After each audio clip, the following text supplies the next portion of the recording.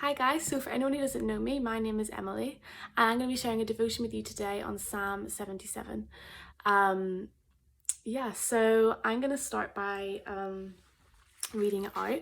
I recommend that after watching this video, you go through it yourself, see if there's different things, that there's certain parts of it that really impacted me, maybe if there's other parts that have particularly impacted you. So I'll start just with Psalm 1. First one, sorry. I cried out to God for help. I cried out to God to hear me. When I was in distress, I sought the Lord. At night I stretched out untiring hands, and I would not be comforted. I remembered you, God, and I groaned. I meditated, and my spirit grew faint. You kept my eyes from closing. I was too troubled to speak. I thought about the former days, the years of long ago. I remembered my songs in the night. My heart meditated, and my spirit asked, will the Lord reject forever? Will he never show his favour again? Has his unfailing love vanished forever? Has his promise failed for all time? Has God forgotten to be merciful? Has he in anger withheld his compassion? Then I thought, to this I will appeal. The years when the Most High stretched out his right hand, I will remember the deeds of the Lord. Yes, I will remember your miracles of long ago. I will consider all your works and meditate on all your mighty deeds. Your ways, God, are holy. What God is as great as our God? You are the God who performs miracles. You display your power among the peoples. With your mighty arm you redeemed your people, the descendants of Jacob and Joseph. The waters saw you, God. The waters saw you and writhed. The very depths were convulsed. The clouds poured down water. The heavens resounded with thunder. Your arrows flashed back and forth. Your thunder was heard in the whirlwind. Your lightning lit up the world. The earth trembled and quaked. Your path led through the sea. Your way through the mighty waters, though your footprints were not seen.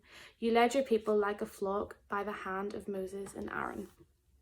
So, like I said, it's split into two parts. So verse 1 to 9 is the first part and verse 10 to 20 is the second. So I'll kind of go through verse by verse a little bit, talking through what it means and the things that have particularly impacted me.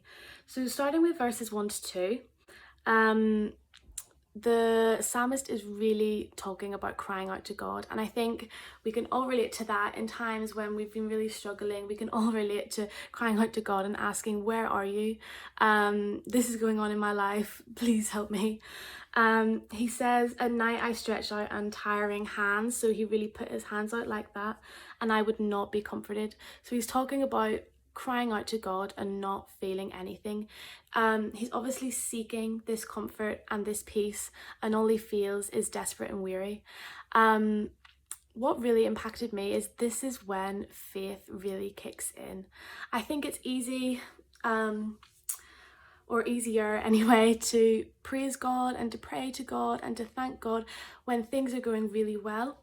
But in times, even the times that we're in now, when things are really difficult and our circumstances have really changed, it is harder to praise God, and that's when faith really kicks in and you have to make the decision, am I gonna praise God anyway because I know that he is good, or am I gonna drift away? And this is obviously something that the psalmist is really having to think about and really having to struggle with. Verse 3, he goes on to say, I remembered you, God, and I groaned. I meditated and my spirit grew faint. So I think it's quite common for us as Christians to, I know I've personally felt it when things have been really tough, where I've just drifted apart.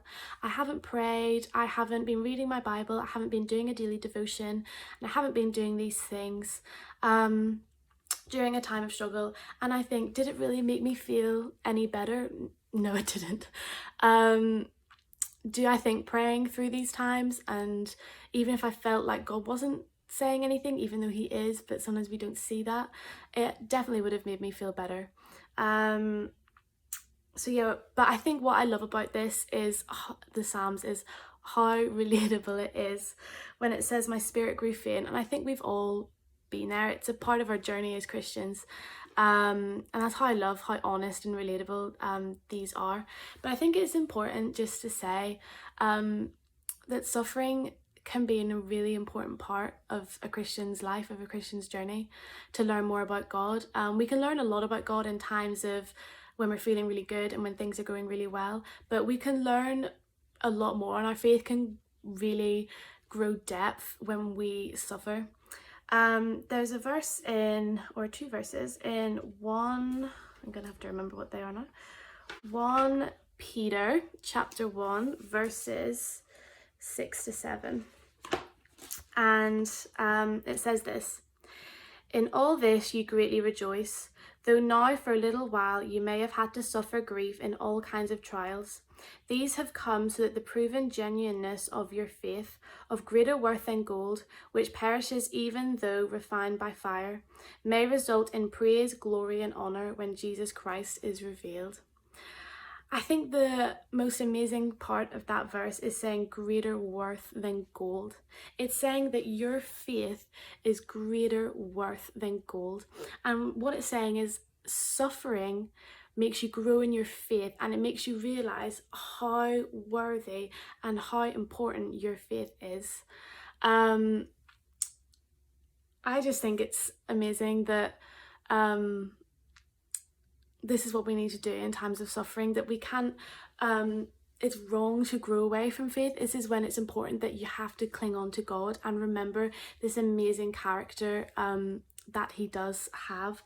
But yeah, I would really resonate in that, and I'd really read those verses after you've done this, that your faith is greater worth than gold. And I think when we really sit and we think about the worth of gold and think that we're greater than that, we're a million times, our faith is more worth than that, is just really amazing, and something that means definitely a lot to me and has helped me through times.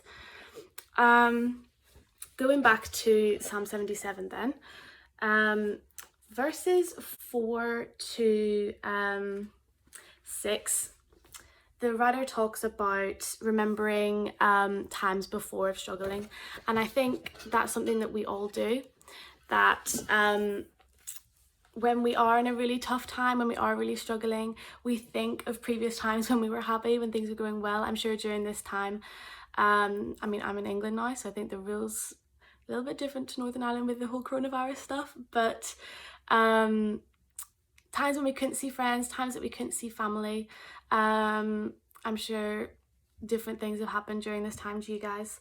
And we thought about times, oh, I wish we were doing this. Oh, I wish I was seeing my family. I wish I was doing this with my friends. Remember when we did this? And sometimes that helps and other times it doesn't. The psalmist here says, I thought about the former days, the years of long ago. I remembered my songs in the night. My heart meditated and my spirit asked. This leads him on to verses 7 to 9, where he asks a series of 6 questions. And these really resonated with me because the things that the psalmist is questioning is the fundamental parts, the basis of the Christian faith, the basis of God's character. This includes his unfailing love, his compassion, his mercy, all these kind of things. So he says, will the Lord reject forever? Will he never show his favour again? Has his unfailing love vanished forever? Has his promise failed for all time? Has God forgotten to be merciful? Has he in anger withheld his compassion? And again, that's what, like I said, this is what I love about the Psalms, is how honest they are. I'm sure we've all been there sometimes going, God, where are you? I read about this compassion, I read about your unfailing love, but let me tell you, I'm not feeling it. And I think that's completely normal, and I think a lot of us will have felt like that, but this is when, I'll talk about it in part 2, is really important to remember who God is. Remember the amazing things that he's done, how the Bible has revealed his amazing character to us. When I was thinking about this psalm and I was praying about what I was going to say, I think God speaks to all of us in really different ways. But definitely with me, he talks me through imagery. It's been something that he's always done throughout my journey as a Christian. And when I was praying about this, the imagery that really went into my head was a cliff top. And on the top of the cliff where you were standing, you were kind of everyone's part of God's family, but you're part of God's family. You were a Christian. You'd accepted Jesus into your life. And those kind of things. And at the bottom of the cliff was kind of living by the standards of the world, living not as a Christian, basically. And there's a time when you're questioning and you're saying, where is God? And what you're wanting to do is jump off of the cliff. You're trying to get down, you're trying to find different ways of climbing down, and you can't do it. And you're going to go, do you know what? I'm just going to make this leap. I'm just going to do it. And you try to jump off, and there's one hand that comes down and grabs you and grabs your hand so tight, and you're struggling and you're trying to go away and you can't get down because this one hand has gripped you so tight. And it really got to me that that hand is the hand of God, that his strength and his love is just gripping you so tight that you can't let go. So even when we're asking these questions, we're saying, will the Lord reject forever? Where is his love? Where is his compassion? Where is his mercy? And we're trying to get away and we're trying to get down. God says, absolutely no, you're not going anywhere. I am here, I'm helping you. And he pulls you back up. And that's something that blew my mind when I was planning this devotion. So I hope that's something that really helps you guys. I'm sure God speaks to you in different ways. That's the most amazing thing. We all have an individual relationship with him. But that's something that really entered my mind during this. So that's basically part one. So the psalmist is saying, where is God? What is he doing? I'm praying to him. I don't see anything. He asks these questions. And then that leads us on to part two. So this, focusing first on verses 10 to 15, I'll just read them out again. He says, then I thought, to this I will appeal. The years when the Most High stretched out his right hand, I will remember the deeds of the Lord. Yes, I will remember your miracles of long ago. I will consider all your works and meditate on all your mighty deeds.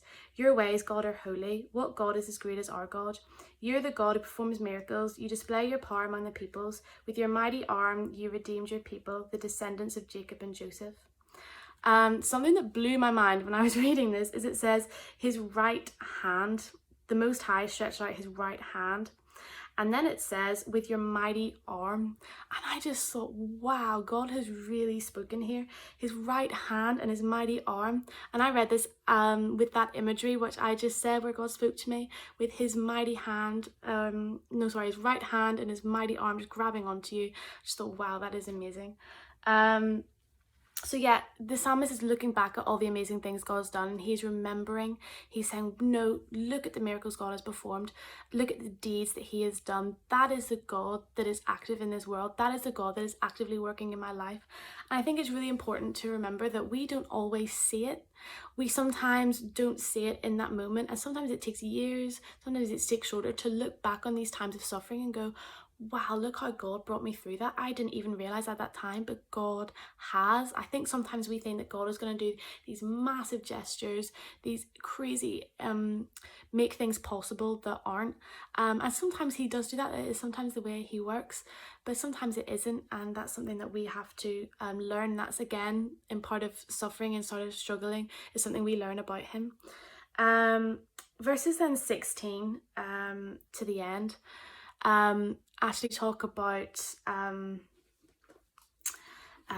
what's it called? Parting of the Red Sea. That's what it's called. It says, the waters saw you, God. The waters saw you and writhed. The very depths were convulsed. The clouds poured down water. The heavens resounded with thunder. Your arrows flashed back and forth. Your thunder was heard in the whirlwind. Your lightning lit up the world. The earth trembled and quaked. Your path led through the sea, your way through the mighty waters, though your footprints were not seen. So yeah, I think the bit that really got to me here was, though your footprints were not seen. So like I said earlier, we don't always see what God does. He says, though your footprints were not seen. We don't always recognize what God does. We don't always see it. But God is there helping us in ways that we don't think. Sometimes when we have a problem and we just think, oh, God, we'll just pray about it and God will do it. It just doesn't work like that sometimes. And we don't always see it, but we have to trust in him and trust in his amazing character, that he's going to lead us through suffering, that he's going to be there. I really hope that that helps. I really hope that you guys can learn something about that. I find it really helpful going through it. I think it's a great psalm. Yeah, and stay safe and have a great week.